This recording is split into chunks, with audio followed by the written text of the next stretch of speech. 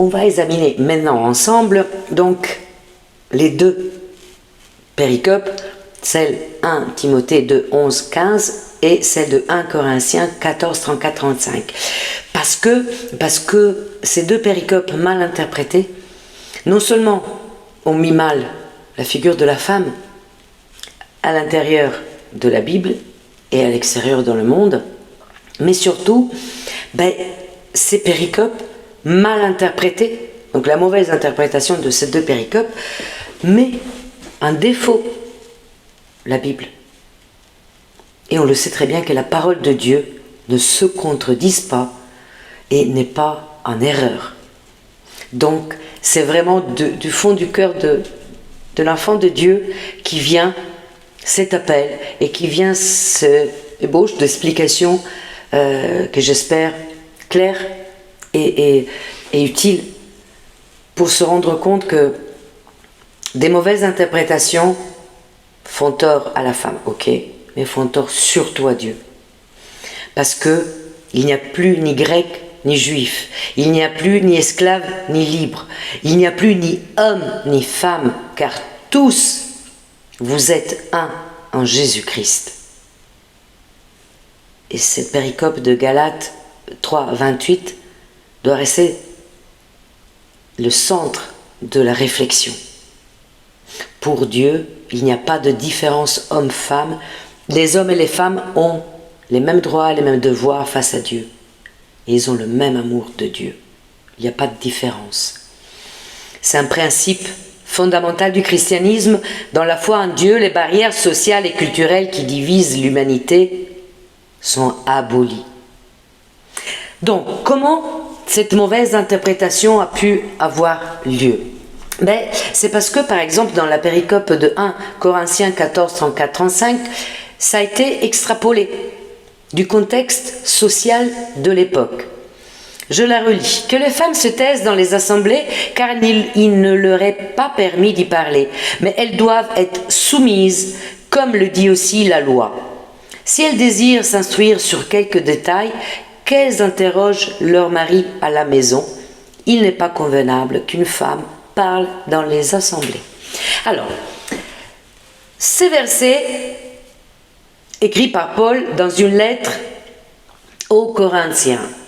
C'est-à-dire, Paul écrivait souvent, là on en a des choisis par les canons bibliques, mais il écrivait, il répondait souvent à des questions que les différentes églises pouvaient lui poser.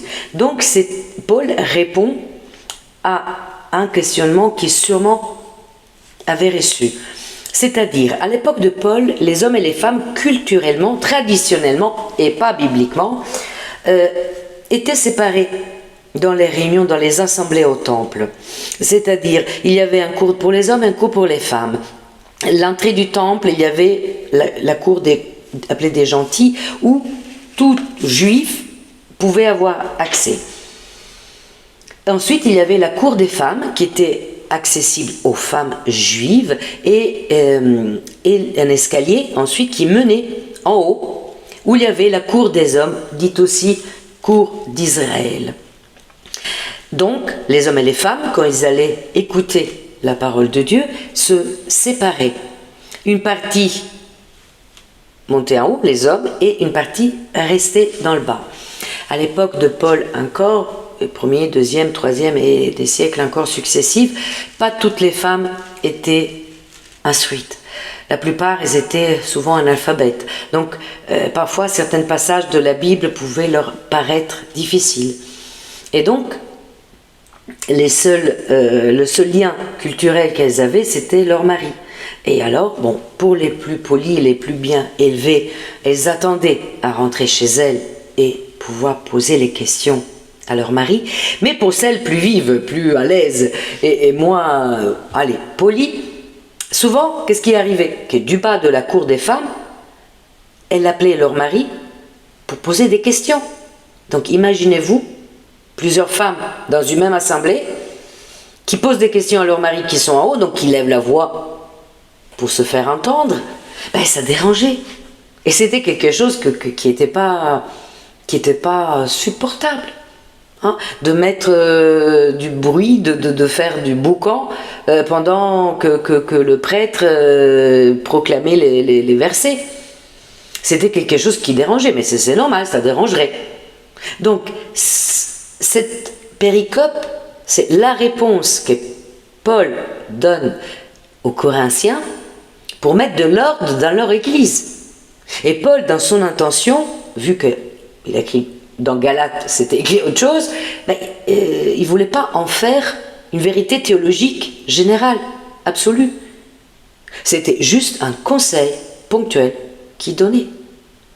Ben, et en effet, ce conseil-là, ça se revoit nulle part dans la Bible. Si c'était quelque chose qui devait rester pour les siècles des siècles, forcément aurait été répété. C'était juste un conseil aux femmes de baisser le ton de la voix et de ne pas poser des questions à voix haute dans l'assemblée pour éviter de déranger.